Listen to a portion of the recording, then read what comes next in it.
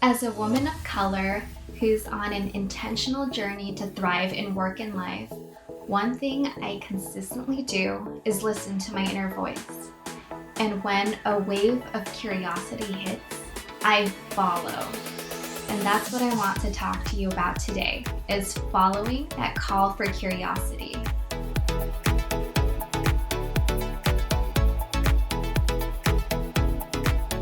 Where I got inspired by this concept is Elizabeth Gilbert's book, Big Magic, where she talks about creativity and overcoming fear. And one of the lessons she teaches is basically not everyone has a passion that they were just born with. Growing up, some of us, myself included, have a lot of different passions. And instead of saying, follow your passion and, it will lead you to, whatever, this life of abundance, you can also follow your curiosity. And what that does is it gives you a new path forward. It helps you uncover opportunities and make connections that you haven't or you may not have experienced before. So first, what I wanted to talk about is different ways to follow your curiosity and what curiosity could look like. So first of all, curiosity can look like frustration. And what I mean by this is a few years ago, I used to have a brutal hour-and-a-half long commute each way to and from work. It wasn't always the case. It was rent prices that led us to move a little bit further and further from my job. And rush hour traffic in the Bay Area was just always congested. Even though I lived only 20 minutes away on the map, it was an hour and a half long to get to work sometimes. I remember just that curiosity of how do I make this better, right? Obviously the end goal long term is to find a job where I didn't need to commute, right? That became my main mission, was to find a job where I could be 100% fully remote.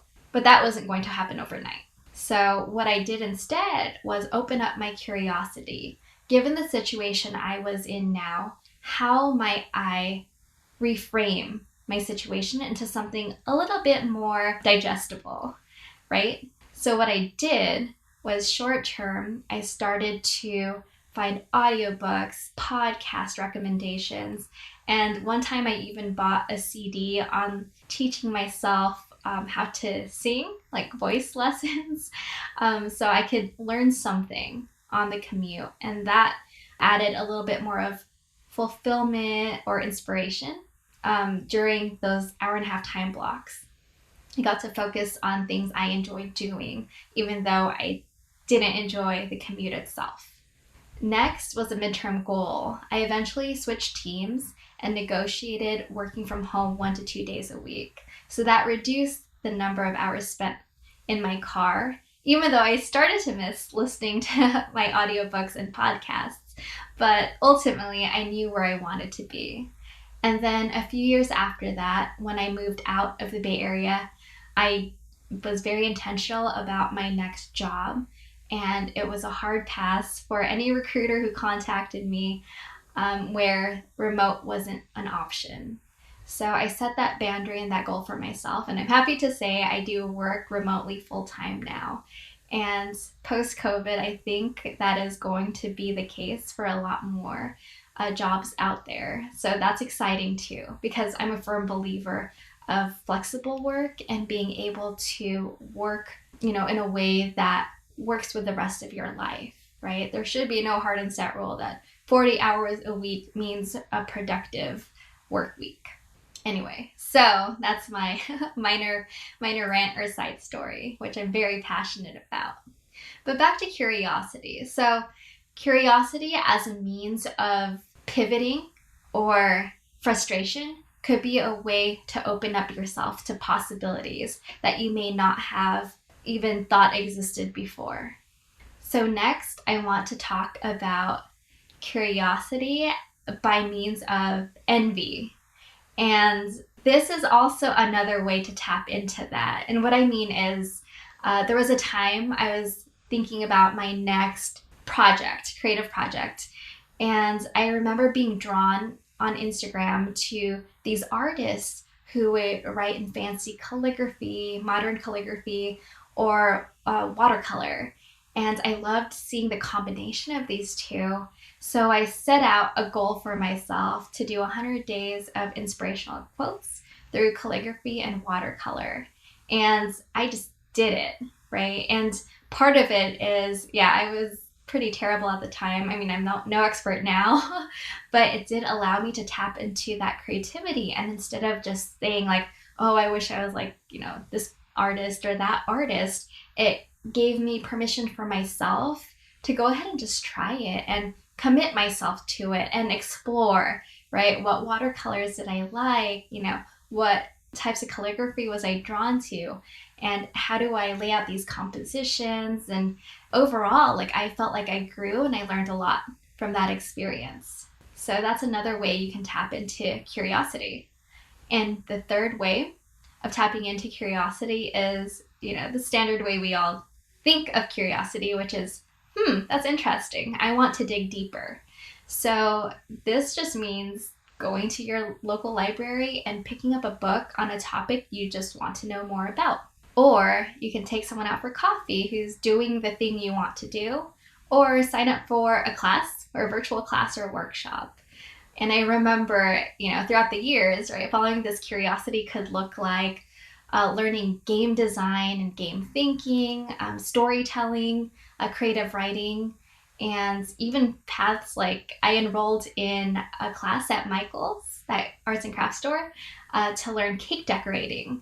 And, these are hobbies that I just do for the fun of it, and it's something where I got to try it out and get that experience.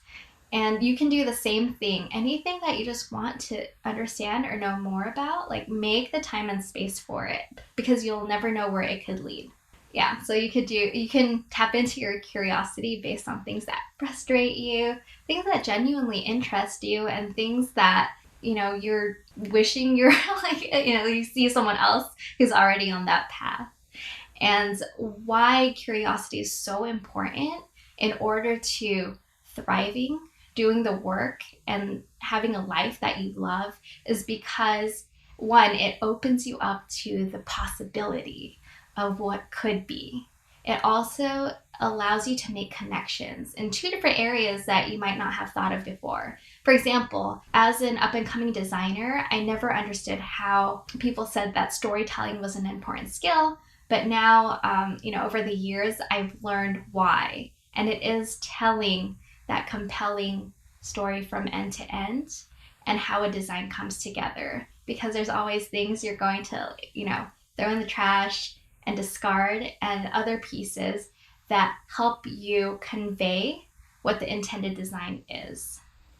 So that's how I bridge the gap between storytelling and the work I do, which is design. Curiosity also helps you discover and dig deeper on what you bring to the table, what is authentic and meaningful to you. And you also begin to curate and understand more of what you want and don't want in your life. And that type of discovery work is so important in order to figuring out how to thrive in work and life. And of course, it invites playfulness.